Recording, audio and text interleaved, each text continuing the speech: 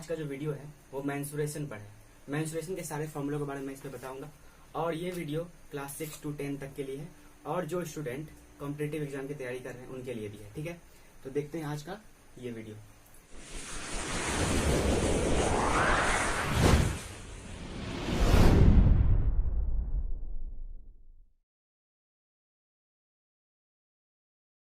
तो आज हम क्या सीखेंगे, मेंस्ट्रुएशन का फॉर्मूला तो आपने बहुत पढ़ा होगा और लेकिन आज हम सीखेंगे कि उसको बनाते कैसे हैं। आपने याद किया होगा लेकिन आज हम उसको सीखेंगे कि हम उसको बनाते कैसे हैं।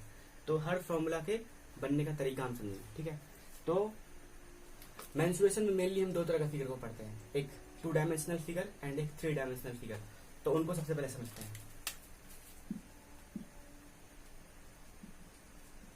मेंस्ट्रुएशन में हम दो तरह के फिगर्स को पढ़ते हैं, एक होता है 2 डायमेंशनल फिगर, 2 डायमेंशनल एंड दूसरा 3 डायमेंशनल। 2 डायमेंशन और 3 डायमेंशन। ये 2 डायमेंशन और 3 डायमेंशन का मतलब क्या है? तो ये 2 डायमेंशन का मतलब है कि इसमें जो फिगर्स आएंगे वो दो ही एक्सिस में रहेंगे, X X dash and Y Y dash, X axis and Y axis, X axis and Y axis नहीं रहेंगे। यानी कि 2 डायमेंशनल फिगर वाले जो 2 डायमेंशनल वाले जितने भी फिगर होंगे वो इन्हीं दो एक्सिस में रहेंगे। यानी कि प्लेन फिगर की बात हम कर रहे हैं। जैसे कि एक पेज हम लगे ले इसको, तो ये 2 डायमेंशन में इसको रखा जा सकता है, ये 2 डायमेंशन में रखा जा सकता है इसको। ठीक है, ये 2 डायमेंशनल फिगर होगा तो इसको हम लिखेंगे 2 dimensional figure and x axis और वाई एक्सिस में ही निवास करेगा ये। ठीक है, ये कौन कौन से फिगर होते हैं तो उसको जान लेते हैं। इसमें सबसे पहले आता है स्क्वायर, ट्रायंगल भी आता है, ट्रायंगल का फॉर्मूला हम अलग बताएंगे, इसमें हम स्क्वायर से देखेंगे। ठीक है, तो square, rectangle,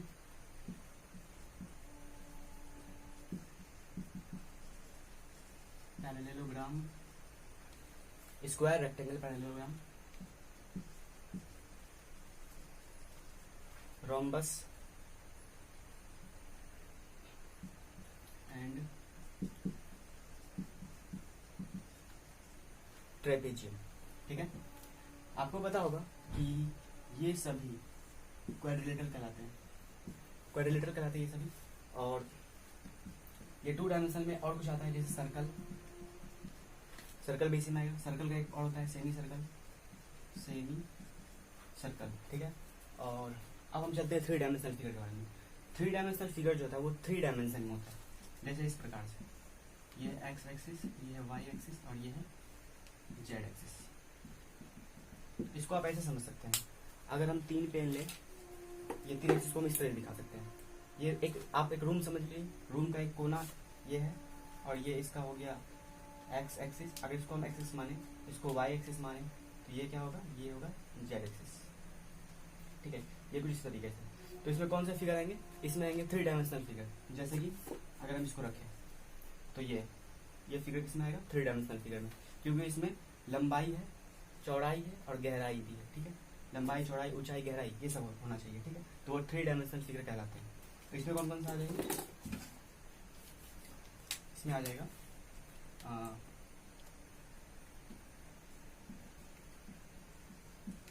cylinder,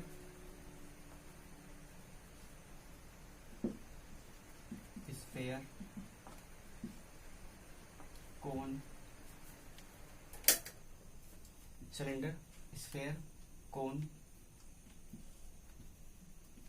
cube, cuboid, frustum of A cone and cylinder हो गया, स्फेयर हो गया, कोन हो गया, क्यूब हो गया, क्यूबॉइड हो गया, फ्रस्टम ऑफ ए कोन हो गया। उसके बाद और कुछ बचा, पहले इतना देख लेते हैं, उसके बाद कुछ छोटे का देख लेते। तो इसका हम फिगर बनाते हैं तो आपको समझ में आ जाएगा। ये स्क्वायर इस तरीके से होता है, इसके बारे में आप पढ़ चुके हैं, इसका चारों साइड इक्वल होता है। रेक्टेंगल होता है एक ऐसा क्वाड्रिलेटरल जिसके आमने सामने की भुजाएं यानी साइड्स आपस में बराबर हो, पैरेलल हो। पैरेललोग्राम क्या होता है, ऐसा क्वाड्रिलेटरल जिसके आमने सामने की साइड्स इक्वल हो और पैरेलल हो और एक भी एंगल 90 डिग्री नहीं हो। ठीक है, उसका रोम्बस कैसा होता है, तो रोम्बस होता है ऐसा फिगर जिसके चारों साइड्स इक्वल हो और इसका एक भी एंगल 90 डिग्री ना हो। मतलब ये स्क्वायर की तरह नहीं होता है, लेकिन इसमें एक भी एंगल 90 डिग्री नहीं होता है, इसमें 90 डिग्री होता है। ट्रेपेजियम क्या होता है, 2 पैरेलल साइड्स और 2 नॉन पैरेलल साइड्स, ये दोनों पैरेलल होंगे और ये दोनों नॉन पैरेलल होंगे, ठीक है। सर्कल क्या होता है ये आपको पता है, सर्कल। उसके बाद सेमी सर्कल, इसी का आधा। इधर अगर हम सिलेंडर की बात करें तो ये इस प्रकार से होता है, ग्लास की तरह। स्फीयर की बात करें ये गोला होता है। फुटबॉल को समझ लें, यहाँ पर आप यहाँ पर कंफ्यूज ना करें, सर्कल अलग है और ये स्फीयर अलग है। सर्कल को 2 डायमेंशन में रखा गया है और स्फीयर को 3 डायमेंशन में रखा गया है। जैसे सर्कल में रोटी को समझ लेते हैं, अगर रोटी को की मोटाई को नहीं माना जाए तो वो सर्कल 2 डायमेंशन में आ जाएगा, ठीक है। और 3 डायमेंशन में स्फीयर, फुटबॉल को समझ सकते हैं, पृथ्वी को समझ सकते हैं, ठीक है। उसके बाद कौन है, कौन इस प्रकार से हो जाएगा। उसके बाद ये बाद में लिखेंगे, हाँ, क्यूब,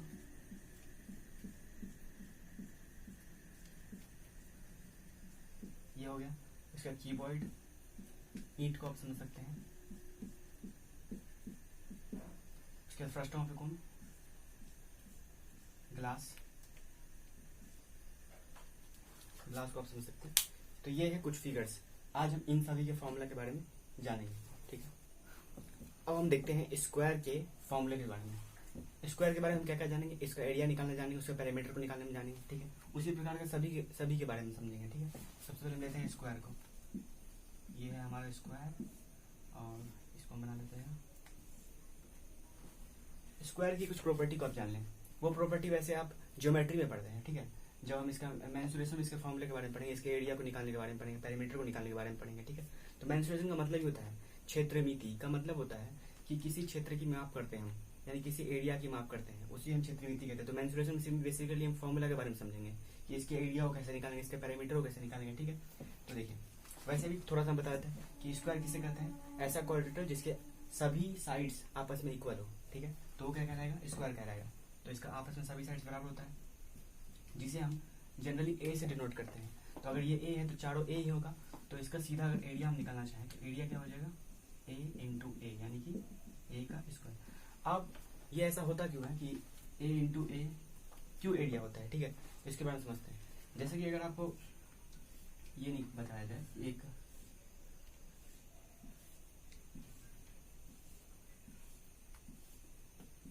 जैसे एक छोटा सा आप समझ लीजिए, ये फ्लोर है और उसमें ये कई सारे टाइल्स लगे हुए हैं।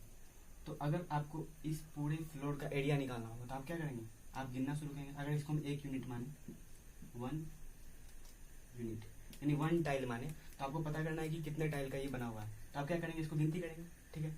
लेकिन अगर ये हम पता कर देखें तो ये किस फॉर्म का है, तो यहाँ देख रहे हैं 1 2 3 4 और इधर 1 2 3 4, यानी कि इधर से भी 4 और इधर से भी 4।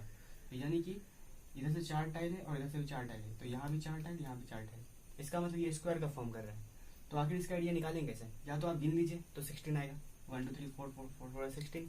या हम क्या करेंगे, इधर वाले साइड को इसी एक साइड, यानी साइड को साइड से मल्टीप्लाई कर देने पर इसका एरिया निकल जाएगा। यानी कि अगर ये ए है और ये ए है तो आपस में मल्टीप्लाई करने पर कितना आ जाएगा, ए स्क्वायर। या अगर ये 4 है तो कितना आ जाएगा, 16 यूनिट स्क्वायर। यूनिट स्क्वायर का मतलब जहां भी हम एरिया निकालते हैं वहां पर उसके यूनिट में स्क्वायर लगाते हैं, क्योंकि हमेशा जब एरिया निकालते हैं तो वहां पर 2 लंबाइयां गुना होती है, तो उसमें मीटर या सेंटीमीटर जब होगा तो उसको हम सेंटीमीटर स्क्वायर, मीटर स्क्वायर इस तरीके से डिनोट करेंगे, ठीक है।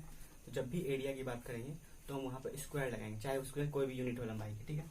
तो यहाँ पर हम इस फॉर्मूला में क्या देखें कि एरिया कैसे निकाले, इसके साइड को इस साइड से इंटू करने पर वो एरिया निकल जाता है, ठीक है। तो एरिया ऑफ द स्क्वायर क्या हो जाएगा, ए स्क्वायर, यानी कि साइड का स्क्वायर। ऐसे समझ लीजिए आप सीधा, एरिया ऑफ स्क्वायर क्या होता है, साइड का स्क्वायर। साइड इंटू साइड भी कह सकते हैं, ठीक है। तो उसके बाद आता है पेरीमीटर। पेरीमीटर, इसकी पेरीमीटर की बात करते हैं। तो पेरीमीटर का मतलब होता है कि अगर हम किसी फील्ड, यानी किसी फील्ड, ये फील्ड है और इसके चारों तरफ चक्कर लगाना चाहें, इसके बाउंड्री पर चक्कर लगाना चाहें तो कितनी लंबाई हमें चलनी पड़ेगी, उसको हम पेरीमीटर कहते हैं। या आप ऐसा कर सकते हैं कि इस फिगर के बाउंड्री की लंबाई को हम पेरीमीटर कहते हैं। तो इसकी बाउंड्री की लंबाई क्या है, अगर आप डायरेक्ट जोड़े तो ए प्लस ए और प्लस ए, तो इसको हम सीधा सीधा 4a लिख सकते हैं। तो 4 इंटू साइड इसका पेरीमीटर का फॉर्मूला बन गया, ठीक है। तो ये हो गया आपका पेरीमीटर का फॉर्मूला, 4 इंटू साइड। तो आप इसे डायरेक्ट याद कर सकते हैं 4 इंटू साइड, या अगर आप भूल भी जाए तो कोई बात नहीं, चारों साइड को जोड़ दें, ये किसी फिगर में भी अप्लाई कर सकते हैं ऐसा तरीका। उसके बाद आते हैं इसके डायगोनल की बात करते हैं। Diagonals, length of the diagonal, length of the diagonal, diagonal की लंबाई की बात करते हैं। यानी कि अगर ए बी सी डी एक स्क्वायर है और यहाँ से ए से सी इसका एक डायगोनल है, तो डायगोनल की लंबाई निकालना चाहे तो हम कैसे निकाल सकते हैं? आपको एक चीज़ पढ़ा होगा कि एक राइट एंगल ट्रायंगल यहाँ बन रहा है, क्योंकि ये 90 डिग्री है, सभी तो 90 डिग्री है, ये राइट एंगल ट्रायंगल बन रहा है। और आपको पता है पाइथागोरस थ्योरम से अगर हमें दो साइड पता है तो हम इस ट्रायंगल यानी राइट एंगल ट्रायंगल के सबसे बड़े साइड को निकाल सकते हैं। कैसे? हम जानते हैं कि अगर हम यहाँ पर ए सी निकालना चाहें तो बाय पाइथागोरस थ्योरम से क्या हो जाएगा, ये ए का स्क्वायर प्लस ए का square root under, sorry root under यहाँ नहीं बाद में लगेगा, A square plus A square, क्योंकि ये बाकी बचे दो साइड का स्क्वायर होता है पाइथागोरस थ्योरम से, तो ये हो जाएगा 2a स्क्वायर, इधर हो गया ए सी का स्क्वायर, इसीलिए ए सी इक्वल टू हो जाएगा रूट अंडर 2a स्क्वायर, और 2 अंदर आ जाएगा, a बाहर निकल जाएगा, तो आंसर क्या बन गया रूट 2 इंटू साइड। तो डायगोनल का फॉर्मूला क्या बन गया रूट 2 इंटू साइड। तो स्क्वायर का ये तीन मेन फॉर्मूला, 1 2 और ये तीसरा, तीन फॉर्मूला ये आपको याद रखना चाहिए। स्क्वायर का अगर हम डायगोनल निकालना चाहें तो रूट 2 इंटू साइड कर देंगे, अगर हमें पैरामीटर निकालना हो तो 4 इंटू साइड कर देंगे, एरिया निकालना हो तो साइड का स्क्वायर कर देंगे। यानी स्क्वायर के सभी चीजों को निकालने के लिए हमें सिर्फ उसका एक साइड पता होना चाहिए। ठीक है, अब आते हैं हम सेकंड रेक्टेंगल पर। रेक्टेंगल के प्रॉपर्टीज के बारे में आप पढ़ चुके हैं, ये हम पहले बताते हैं थोड़ा सा। रेक्टेंगल क्या होता है? एक रेक्टेंगल ऐसा क्वाड्रिलेटरल है जिसके आमने सामने की भुजाएं यानी साइड्स आपस में इक्वल होती है, ये दोनों आपस में बराबर है, ये दोनों आपस में बराबर है। तो ये तो स्क्वायर भी फॉलो कर रहा है, आमने सामने का बराबर, लेकिन यहाँ क्या होता है, इसका प्रत्येक एंगल 90 डिग्री होता है और इसके आमने सामने की भुजाएं यानी आमने सामने का साइड्स इक्वल होता है। तो आप ऐसा कह सकते हैं कि एक स्क्वायर असल में रेक्टेंगल भी है, यानी कि every square is a rectangle but every rectangle is not a square, ऐसा हम कह सकते हैं। यानी सभी स्क्वायर एक रेक्टेंगल है लेकिन सभी रेक्टेंगल स्क्वायर नहीं है। ठीक है, अब देखिए, अब इसके हम एरिया और पेरीमीटर के बारे में जानेंगे, फिर डायगोनल के बारे में जानेंगे तो कैसे निकालेंगे। तो इसमें क्या होता है, इसमें एक लंबाई होता है, जिसमें जो सबसे लंबा साइड कौन है, इसमें दो ही तरह का साइड है, एक छोटा वाला एक बड़ा वाला, तो इसको हम लंबाई से एल से डिनोट करते हैं और इसे ब्रेथ से डिनोट करते हैं। तो इसमें इसका एरिया निकालना चाहिए वैसे में, वैसे टाइल वाले सिस्टम से अगर इसके हम यूनिट में बांट दिया जाए तो इसका फॉर्मूला क्या होगा एरिया का, एल इंटू बी, यानी कि क्या हो जाएगा एल इंटू बी। इसके एरिया को निकालना चाहें तो एल इंटू बी हो जाएगा। एरिया आप समझ रहे होंगे कि इस बोर्ड पर ये फिगर कितना स्थान घेर रहा है, उसे हम क्या बोलेंगे, इसका एरिया, तो एल इंटू बी हो गया। अब हम निकालना चाहते हैं इसका पेरीमीटर। पेरीमीटर का मतलब मैंने आपको बताया था कि अगर हम इन सभी को जोड़ दें आपस में तो पेरीमीटर निकल जाएगा, लेकिन इसी से एक फॉर्मूला बन जाता है। देखिए कैसे, पेरीमीटर एल प्लस बी, और ये भी एल है और प्लस ये भी बी है, तो यहाँ पर क्या निकला 2l प्लस 2b और 2 कॉमन लेंगे तो l प्लस b, तो ये फॉर्मूला बन गया पेरीमीटर का 2 इंटू एल प्लस बी। तो अब आगे से फॉर्मूला इस्तेमाल डायरेक्ट हम कर सकते हैं। ठीक है, ऐसा बार बार नहीं करेंगे, लेकिन अगर आप भूल जाते हैं तो डायरेक्ट भी कर सकते हैं। अगर आप भूल गए तो आप सीधे सभी को जोड़ करके भी निकाल सकते हैं। ठीक है, तीसरा डायगोनल,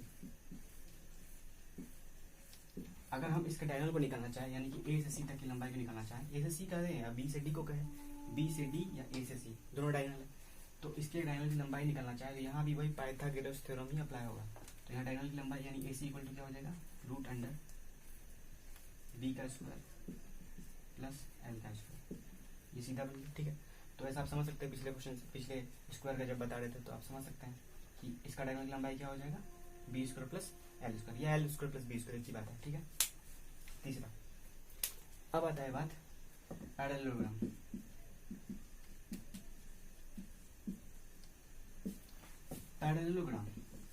पैरेललोग्राम भी एक क्वाड्रिलेटरल है जिसके आमने सामने की भुजाएं साइड्स आपस में इक्वल होती है और पैरेलल भी होती है, लेकिन इसका कोई भी एंगल 90 डिग्री नहीं होता है, तो ये क्या कहलाता है पैरेललोग्राम कहलाता है। तो इसको मैं ऐसे बनाते हैं,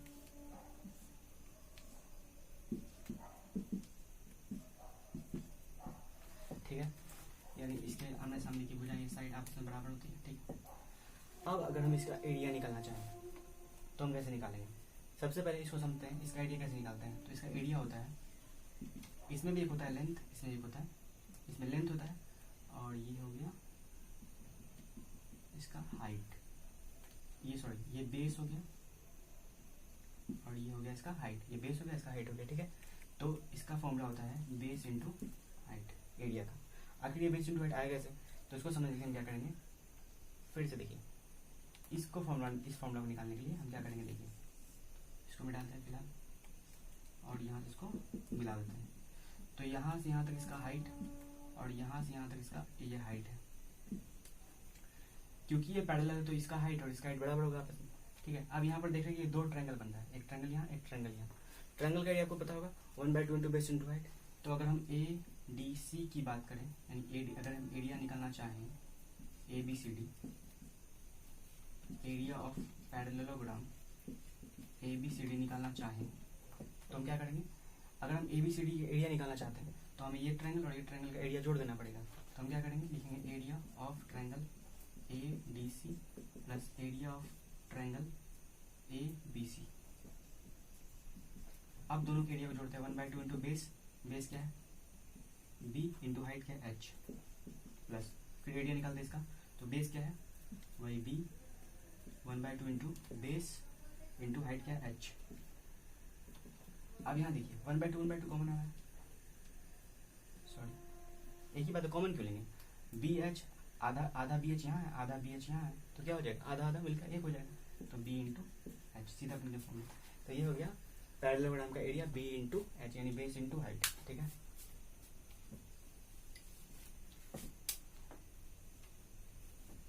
इसके पैरामीटर को कैसे निकालेंगे?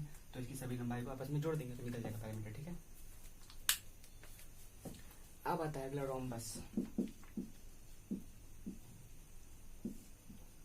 रोम्बस क्या होता है? ये कुछ इस तरह का फिगर होता है, इसकी आमने सामने सभी भुजाएं आपस में बराबर होती है, ठीक है। अगर हम इसमें देखते हैं, ठीक है, तो ये क्या है इसका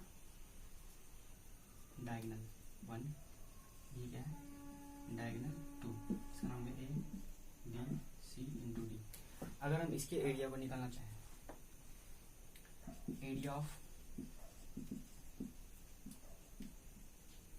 रोम्बस, तो 1/2 इंटू डायगोनल 1 इंटू डायगोनल 2। इसको भी आप निकाल सकते हैं वैसे, क्योंकि इसके जो डायगोनल है एक दूसरे को बाइसेक्ट करते हैं। तो आप इसको d1/2 और d1/2 करके, फिर d2/2 और d2/2 करके, अगर आप इसको उसी फॉर्मूले से प्रूव करना चाहें, एरिया ऑफ 2 ट्रायंगल करके बनाना चाहें, तो आप ये फॉर्मूला प्राप्त कर सकते हैं। या आप सीधे याद कर सकते हैं 1/2 d1 इंटू d2। अब हम ट्रेपेजियम के एरिया के बारे में जानेंगे। ट्रेपेजियम को देखते हैं सबसे पहले। ट्रेपेजियम क्या होता है? ये है ट्रेपेजियम, ए बी सी और डी, ये ट्रेपेजियम है। ट्रेपेजियम को डेफिनेशन को से समझते हैं। ट्रेपेजियम क्या होता है? एक ऐसा क्वाड्रिलेटरल है जिसके दो साइड्स पैरेलल होते हैं, दो साइड्स नॉन पैरेलल होते हैं, इसे हम ट्रेपेजियम बोलते हैं, ठीक है। अब देखते हैं जी कि ये पैरेलल साइड कौन है, ए बी और सी डी। तो इसका अगर हम फॉर्मूला की बात करें, तो अगर हम इसे मान लें हम ए और इसे मान लें बी, और यहाँ से यहाँ तक के बीच के डिस्टेंस को मान लें एच, ऊंचाई, ठीक है। तो यहाँ पर हम इसको इसके फॉर्मूला को क्या लिखेंगे, area of trapezium equal to 1/2 into sum of the parallel sides, यानी A B, A plus B, और इंटू हाइट। तो इसका फॉर्मूला क्या बन गया, 1/2 into sum of the parallel sides into height. अब ये आया कैसे, इसको प्रूव करने के लिए क्या करना है करेंगे। अब इसमें ऑब्जर्व करेंगे कि कौन कौन सा फिगर इसमें है। जब भी मेंसुरेशन क्या करते हैं, हम हमेशा एरिया की माप करते हैं, ठीक है, मैक्सिमम। तो क्या करेंगे, इसको हम देखेंगे इसमें क्या क्या बन सकता है। तो यहाँ से आप देखिए, तो अगर यहाँ से ऐसे करें इसको, तो ये एच हो गया, इसका नाम कुछ दे देते हैं एम, तो एम दे देते हैं इसका नाम, ठीक है। तो अब देखिए एक चीज, ये अगर बी है और ये टोटल ए है, ये टोटल ए है और ये बी है, तो ये क्या होगा, ये भी बी होगा, ठीक है। और अगर हम बात करें एन एम का, सॉरी एन एम, तो यहाँ से क्या होगा, ये बी है, तो अगर ये ऊपर वाला बी है ए बी, तो ये एन एम भी क्या होगा, बी होगा। और ये क्या दिख रहा है आपको, ए बी एम एन, ये एक रेक्टेंगल है, क्यों, क्योंकि आमने सामने का साइड पैरेलल इक्वल और ये भी इक्वल है, पैरेलल है, तो ये क्या हो गया, रेक्टेंगल। तो यहाँ पर दो फिगर निकल के सामने आ रहा है, एक रेक्टेंगल, वो कौन है, ए बी सी डी, और इधर का एक ट्रायंगल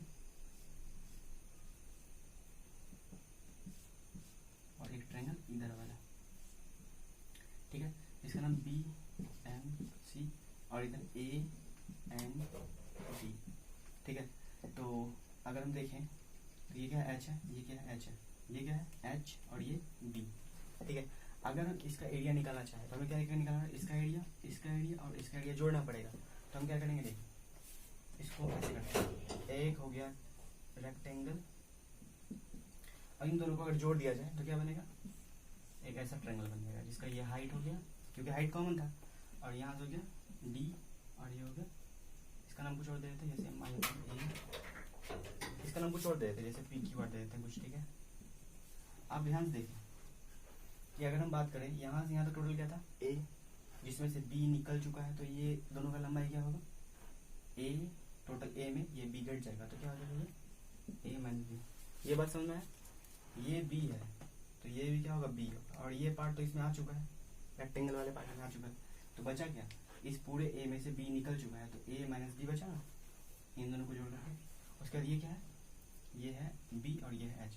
अब इन दोनों के एरिया को जोड़ देंगे तो हम ट्रेपेजियम का एरिया प्राप्त कर सकते हैं। तो एरिया ऑफ ट्रेपेजियम क्या हो जाएगा, एरिया ऑफ